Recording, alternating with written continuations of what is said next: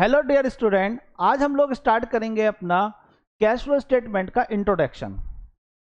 Normally CBSE में ये chapter 8 mark का आता है, जिसमें 6 मार्क का एक कंपलसरी क्वेश्चन है और कोई चॉइस नहीं होती। या तो आप करके आएंगे या उसको आप छोड़कर आएंगे, या कुछ करेंगे तो कुछ मार्क्स मिल जाएंगे, कुछ आपको छोड़कर आना पड़ेगा।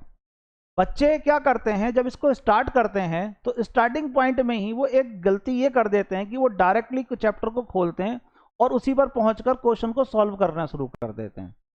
ये उनकी सबसे बड़ी मिस्टेक्स है।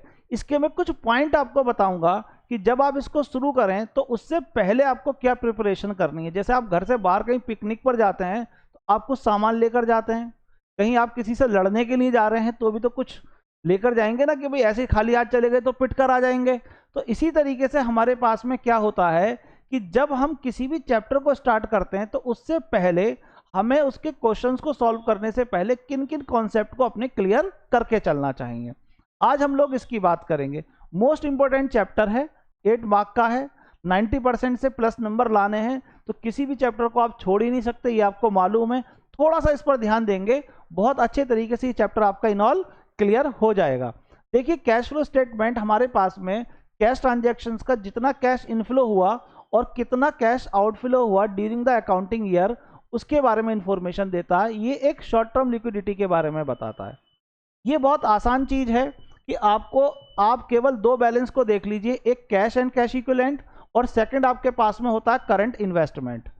करंट इन्वेस्टमेंट में जो इन्वेस्टमेंट आपका विद इन 90 डेज के लिए होता है वो कैश एंड कैश इक्विवेलेंट का पार्ट कहलाता है, और जो 90 डेज से ऊपर का आपका इन्वेस्टमेंट होता है वो इन्वेस्टिंग एक्टिविटीज का पार्ट कहलाता है। लेकिन सीबीएसई ने यहां पर आपके पास करंट इन्वेस्टमेंट को 90 डेज से नीचे का अजम्पशन दे रखा है, इसलिए कोई कंफ्यूजन की बात नहीं है। करंट इन्वेस्टमेंट में और कैश एंड कैश इक्विवेलेंट दोनों का ही पार्ट मिलाकर कैश एंड कैश इक्विवेलेंट बनेगा। आप अपनी जब बैलेंस शीट बनाते हैं तो उस बैलेंस शीट में आपको पता चल जाता है कि बैलेंस शीट में आपकी जो फाइनेंशियल पोजीशन है वो क्या है। लेकिन इसमें आपके पास जो कैश है, अब इन दोनों का मैंने टोटल करा, लास्ट ईयर का तो आया 70,000 और करंट ईयर का मैंने टोटल करा तो आया मेरा 80,000, और यहां पर आपके पास में जो डिफरेंस है वो 10,000 का है, यानी कि आपका 10,000 से कैश इंक्रीज हुआ। आसान बात है, क्या जरूरत पड़ी है बताने की। Statement of profit and loss account आपको प्रॉफिट्स बता ही रहे हैं कि कंपनी को कितना प्रॉफिट हुआ या कंपनी को कितना लॉस हुआ, और बैलेंस शीट आपको पोजीशन बता रही है।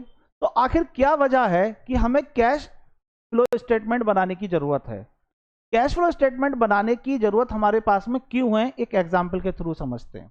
मान लीजिए 3 दोस्त थे, एक का नाम था ओ, दूसरे का नाम था आई और तीसरे का नाम था एफ। इन तीनों फ्रेंड ने क्या करा, एक शहर के अंदर मकान बनाया। एक ही गांव के रहने वाले थे, शहर आए, आकर इन्होंने मकान बनाया और तीनों ने बहुत खूबसूरत सा मकान बनाया, सुंदर मकान बनाया।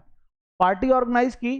पार्टी में जो मेहमान आए उसमें से एक ने पूछा ओ से कि भैया ये बताइए कि आपने जो मकान बनाया इसके लिए पैसा कहाँ से लेकर आए थे। तो इसने बताया कि मैंने अर्निंग करी, मेरा इनकम करी, मैंने बिजनेस खोला अपना, उस बिजनेस से मुझे जो प्रॉफिट्स कैश में आए उन कैश के थ्रू मैंने अपना पैसा कमाया। बोले बहुत बढ़िया बात, और बिजनेस का पैसा मैंने इस बिल्डिंग को बनाने में लगा दिया।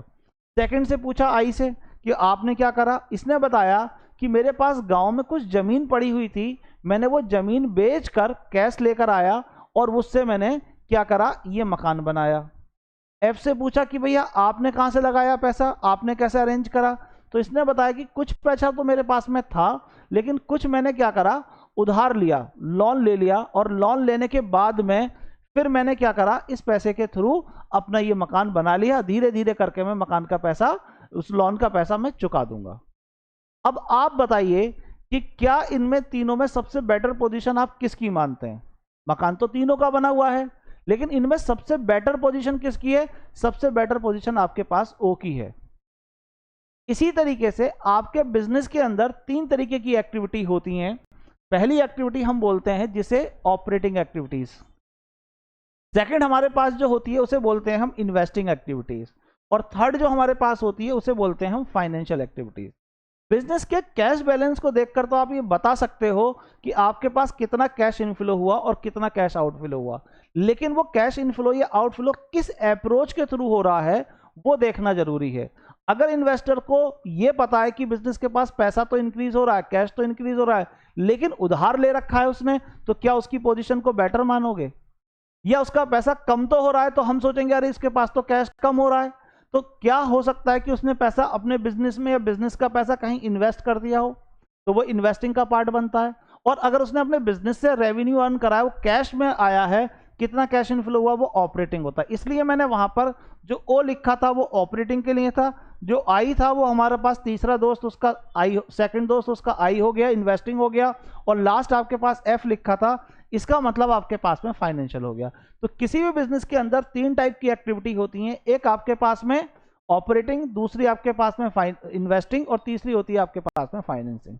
इन तीनों एक्टिविटी से रिलेटेड हम लोग जो क्वेश्चंस करेंगे आगे, वो पहले ऑपरेटिंग के कॉन्सेप्ट को समझेंगे और फिर कॉन्सेप्ट से रिलेटेड हम कुछ प्रैक्टिकल क्वेश्चन करेंगे, 2 वीडियो बनेंगी। इन्वेस्टिंग में भी हम सेम यही करेंगे, पहले उसके कॉन्सेप्ट को समझेंगे और उसके बाद में फिर उसके हम न्यूमेरिकल क्वेश्चंस को करेंगे, और यही सेम रूल हम अपना फाइनेंस में भी अपनाएंगे, पहले उसका कॉन्सेप्ट और फिर उसके बाद उसके प्रैक्टिकल क्वेश्चन। इन तीनों को करने के बाद में फिर हम 4 या 5 क्वेश्चंस ऐसे करेंगे लॉन्ग, जो 6 मार्क के वेटेज पर होंगे, जिसमें इन्वेस्टिंग, ऑपरेटिंग और फाइनेंस तीनों से रिलेटेड ट्रांजैक्शंस की होंगी।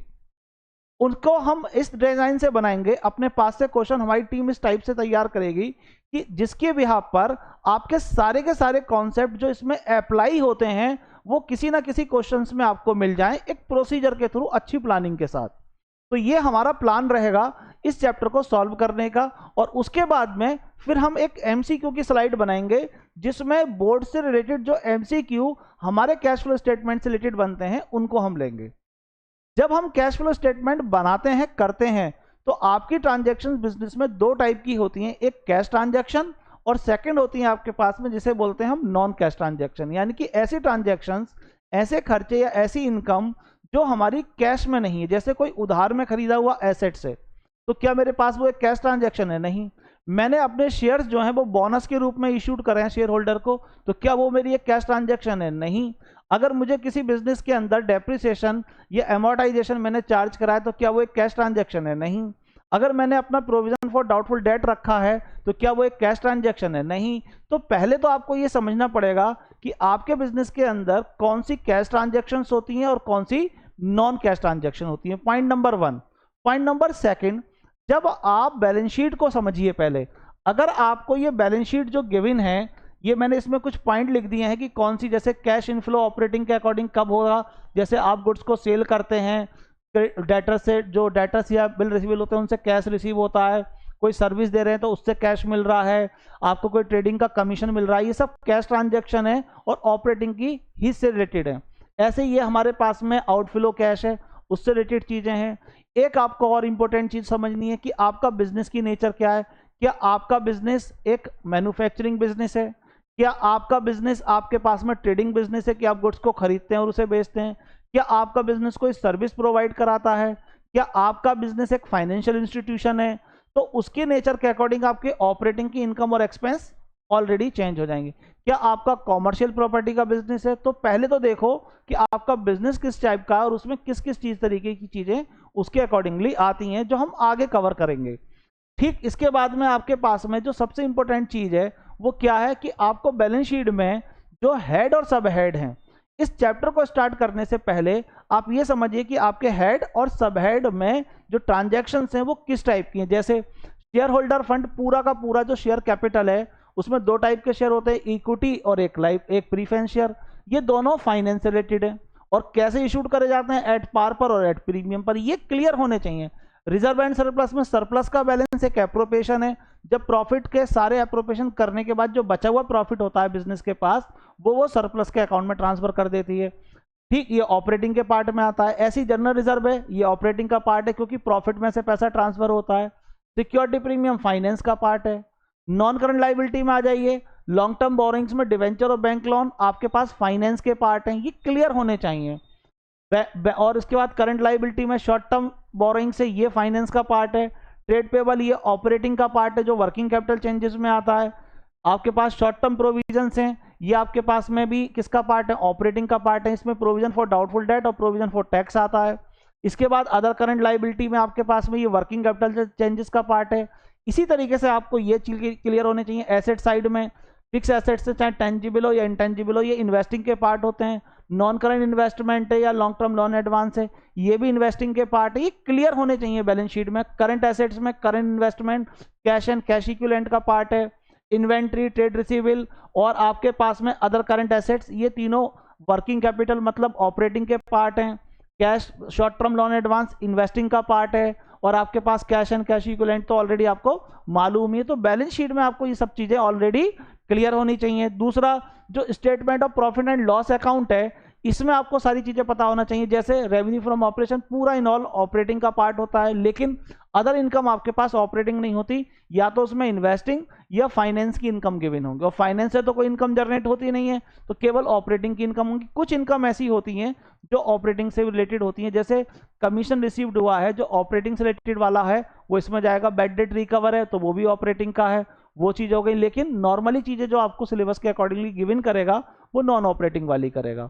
कॉस्ट ऑफ मटेरियल कंज्यूम्ड है, ये ऑपरेटिंग है। Purchase of stock in trade, ये भी ऑपरेटिंग है, बिजनेस के लिए आप खरीद रहे हैं। Change in inventory, unsold goods हुआ तो ये भी ऑपरेटिंग का पार्ट है। इंप्लॉय बेनिफिट एक्सपेंसेस, ये भी ऑपरेटिंग का पार्ट है। ठीक, फाइनेंस कॉस्ट, बिजनेस के लिए जो लोन लिया उसका इंटरेस्ट पेमेंट है, ब्रोकेज पेमेंट है, कमीशन पेमेंट है, डिस्काउंट या लॉस को राइट ऑफ करा है, वो सारा का सारा आपके पास नॉन ऑपरेटिंग का पार्ट हो गया, ये फाइनेंस में जाता है। डेप्रिसिएशन अमोर्टाइजेशन एक नॉन कैश ट्रांजैक्शन है।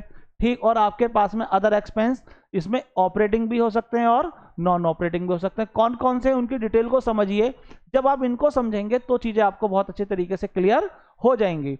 हम लोगों ने, मैंने प्लान आपको बता दिया है कैसे शुरू करेंगे, हम अपना किस तरीके से प्लान रखेंगे, शेड्यूल रखेंगे, वो मैंने बता दिया है। इंट्रोडक्शन में मैंने आपको बता दिया कि किस तरीके से चीजों को आपको करना है, आप इनको करिए, समझिए। और अब हम लोग अपना ऑपरेटिंग का सबसे पहला पार्ट यानी कि ऑपरेटिंग एक्टिविटीज के कॉन्सेप्ट को समझेंगे और उसके प्रैक्टिकल क्वेश्चंस को स्टार्ट करेंगे। उसी सीरीज में हम आगे बढ़ेंगे। आप अपना पहले इनको यानी कि बैलेंस शीट को, statement of profit and loss account को समझिए, और समझने के बाद में दूसरा समझिए कि आपका फाइनेंशियल एक्टिविटीज या आपके पास फाइनेंशियल बिजनेस है, नॉन फाइनेंस बिजनेस है, कॉमर्शियल बिजनेस है, सर्विस बिजनेस है, किस टाइप का बिजनेस है और उसकी किस तरीके की नेचर के बिजनेस में आपके पास रेवेन्यू जनरेट होता है, तो उसकी चीजों को आप समझ लीजिए। तब उसके बाद में आप ऑपरेटिंग, इन्वेस्टिंग और फाइनेंस को समझेंगे तो इजी टू कोरिलेट आपके लिए हो जाएगा। ऑल द बेस्ट, अगली वीडियो में मिलते हैं। और इसलिए आप मेरे चैनल को सब्सक्राइब कीजिए ताकि आपको वीडियो टाइम टू टाइम उसके नोटिफिकेशन मिल सके।